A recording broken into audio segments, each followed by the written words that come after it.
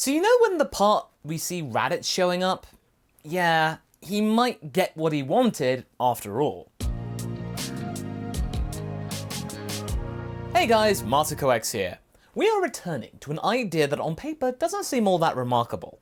It's just about whether one person won a match instead of another person winning a match in the original timeline.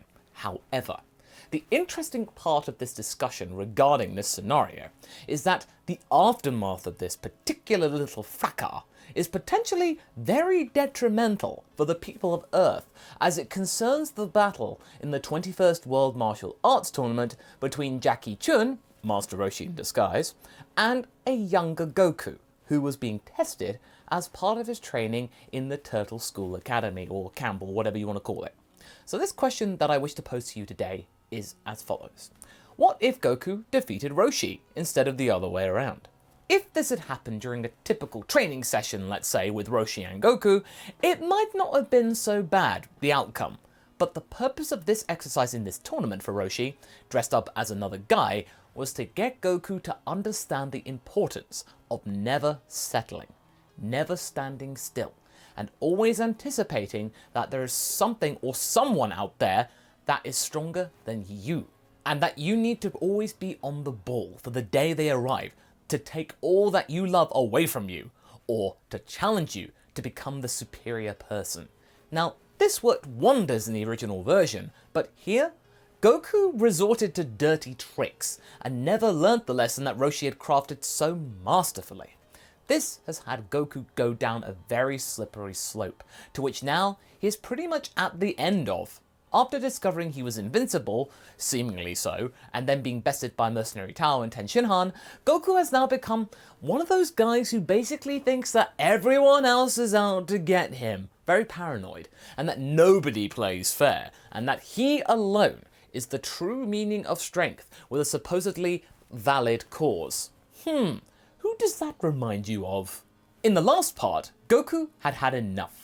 Despite coming back in the 23rd World Martial Arts Tournament to reconnect with his old friends and hopefully they understand the error of their ways, they had seemingly eschewed him for the likes of Ten Shinhan, whom had become Kami's pupil instead of Goku.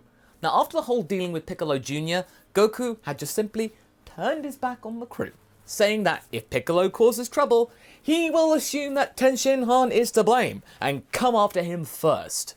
And also, Ten Shinhan has a dojo at this point of the story, instead of in Super, because he has actually been able to achieve what he wanted to do, and that was to beat Goku. So now he can refine his techniques and share with the world the training he has mastered and maybe the basic teachings of Kami, the Guardian of Earth. That's pretty cool, don't you think? Ten Shinhan actually doing something? Anywho, let's see how the time skip has treated our cast of characters thus far. We are now into the realms of Dragon Ball Z, or approaching them at this point. As we know, it's been 5 years since the defeat of Piccolo Jr. at the hands of Ten Shinhan. Goku has been training in isolation, basically becoming a hermit, because after what happened those years ago, he had come to realise that the only person he could really rely on to deliver justice and fair play in this world, as well as being the real strongest person in the world, was him and him alone. Oh dear Goku, he did not take this well at all. It's a good thing Grandpa Gohan isn't here to witness this old chestnut. And as for the rest of the Dragon team, which aren't as butthurt about stuff like Goku is right now, Chi-Chi, Yamcha, Krillin and Chaozu are busy training at Ten Shinhan's dojo, and had been doing so since it pretty much opened just after the tournament. All this work has paid off. With the help of Master Roshi as well, and the backing of the Turtle School, the dojo has been proven to be pretty successful. Not only with his friends, of course, they got somewhere to train, but also with the public, with a waiting list no other dojo in the world had ever seen before. Except, of course, the likes of the Satan Castle Dojo, but Ten Shinhan doesn't really count them as a true place for martial arts learning, although we know the champ chose wisely to go there.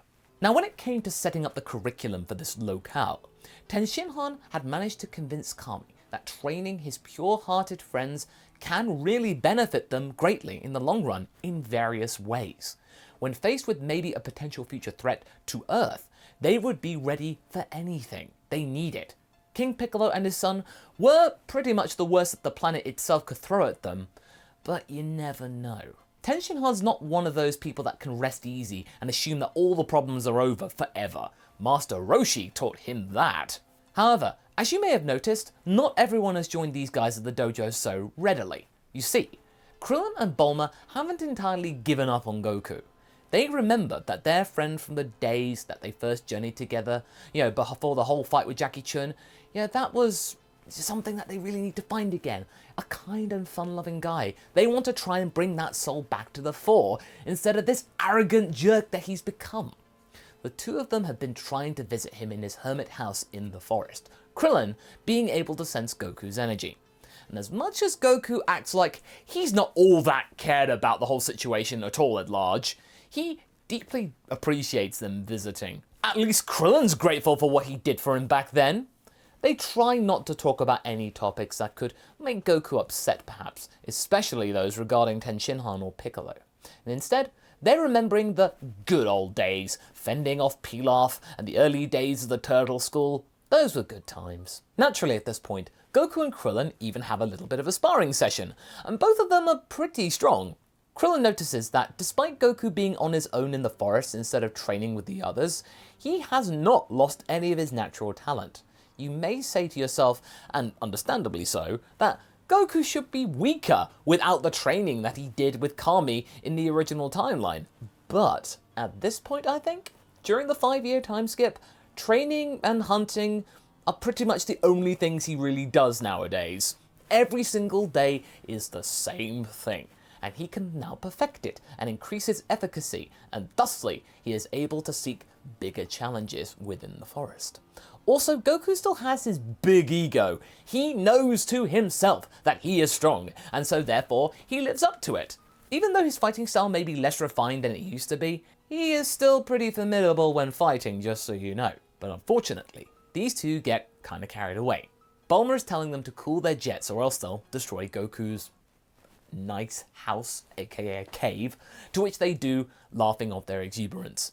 The sparring also gets interrupted by an unwelcome guest, someone that Goku's guest hoped they would never have to see again, or at least not for a very long time. It is of course Piccolo Jr., but he's not here to fight. Despite Goku instinctively throwing a punch in his direction that the son of King Piccolo easily blocks, he is not here to fight, at least this time. Piccolo has come here with an offer that the young man might find pretty interesting and hard to resist. Piccolo is being very smart here, and he knows how to engage with Goku after observing him during the tournament. He knows that Goku wants to get his revenge on Tenshinhan, for taking his friends and master away from him, ruining his life, making him out to be a fool. This is a thing that Piccolo wants as well. Revenge. So, why not, let's say, combine our efforts in taking that three-eyed buffoon down a peg or two? What do you say? The Green Man offers him a truce as well as some special training together, so they can take on Tenshinhan and dominate him together. Goku hesitates understandably, since this is the guy who tried to wreak havoc all those years ago, and the son of King Piccolo after all. But he does despise Tenshinhan more, and he also wants to out him as a fake. And in the end, he agrees to Piccolo and shakes his hand. Nice to see you're not as dumb as I thought you were. Krillin and Bulma are appalled, having been ignored by Goku since Piccolo arrived. They make a hasty departure, quite disgusted with their friend's behaviour, or more like their ex-friend. But it's not as simple as that. Goku has no real intention on keeping the promise he has just made to Piccolo, of course. I mean, come on. Despite his dislike of Tenshinhan, he does not want to be the man to wipe that guy off the face of the earth. He just wants to prove everyone wrong and show that Tenshinhan isn't all that great and that Goku is the chosen one after all. And besides, he could also use this opportunity to get stronger and beat Junior once and for all at the same time.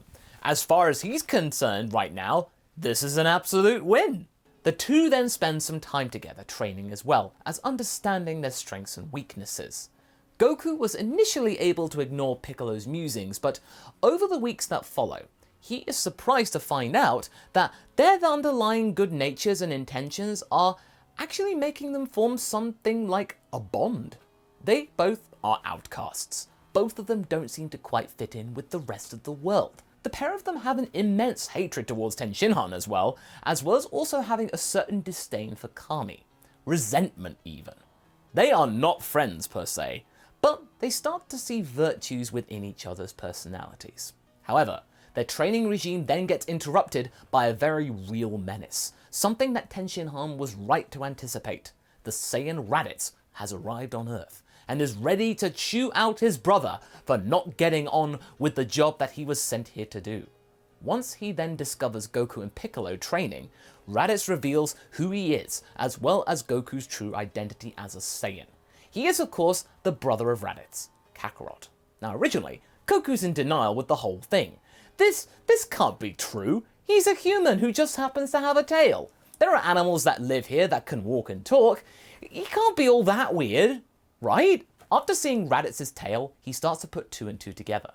Raditz also is surprised to see a Namekian on Earth, and also provides Piccolo with a short exposition. So, they are both aliens. Piccolo's mind is blown much earlier than in the original story.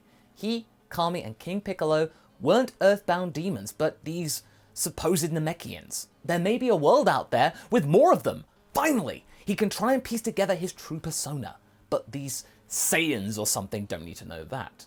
Raditz offers Goku something quite unusual. Instead of attacking him right there and then, Raditz suggests that Goku could possibly join him, and they can rule this world together. Now, wouldn't that be great?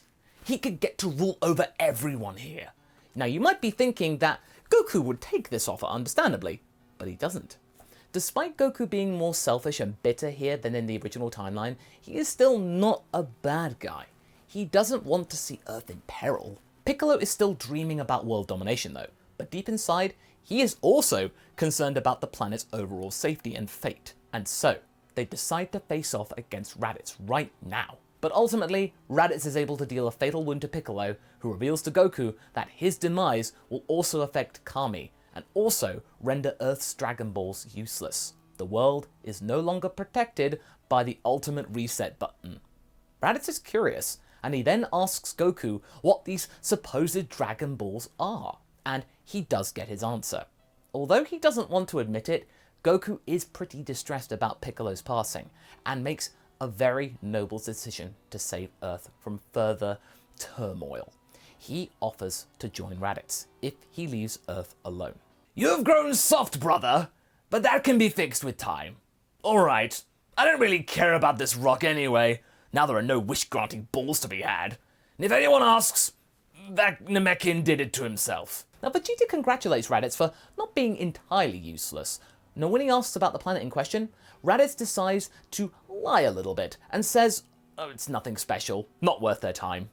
Raditz looks to Goku and says, I guess that softness is kind of infectious. You better not let me down, brother. And Raditz then has an encounter with Tenshinhan, who discovers that Kami has disappeared, and that means the Dragon Balls are gone. This monster ended Kami. Sadly though, the Triclops is not able to beat him, but he does give him a pretty good fight at least. The two brothers leave while Mr. Popo informs Tenshinhan and the others about the existence of planet Namek, and they go off on that one. Meanwhile, in the other world, Kami is able to convince King Yemma to let Junior keep his body. Piccolo is pretty puzzled at this gesture. I mean, why would he do this? His other half reveals that dark times await them, and they need to do something about it instead of just simply bickering amongst themselves. They need to put their differences aside if they want to have any chances against the Saiyans, now that Goku has joined them. Speaking of Goku, after a very long journey, he becomes a mercenary under the authority of Vegeta. Now for the time being, he pledges his so-called allegiance to the prince, but gets pushed around for a while due to him being the weakest of the four Saiyans. The four warriors are then tasked by the Frieza Force to do some minor tasks for them. Goku gets beaten up pretty badly on his first mission, but his Zenkai and his natural talent increases his power noticeably. This greatly shocks Raditz and amuses Vegeta, as his power level right now, Goku's, is now become higher than Raditz's in next to no time. Vegeta begins to change his demeanor towards Kakarot, seeing his potential. Meanwhile, Tenshinhan, Bulma, Yamcha and Krillin are preparing for their expedition to Namek, while Piccolo is training with King Kai in the other world after crossing Snake Way. In this timeline, he will be the one learning Kaioken instead of Goku.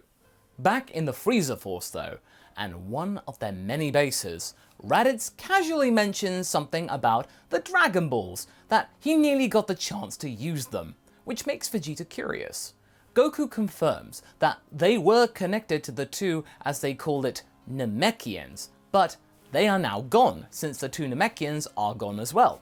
Vegeta laughs and says that, oh, there's a whole planet of those green men, and he's now beginning to wonder if those Namekians could create wish-granting objects as well.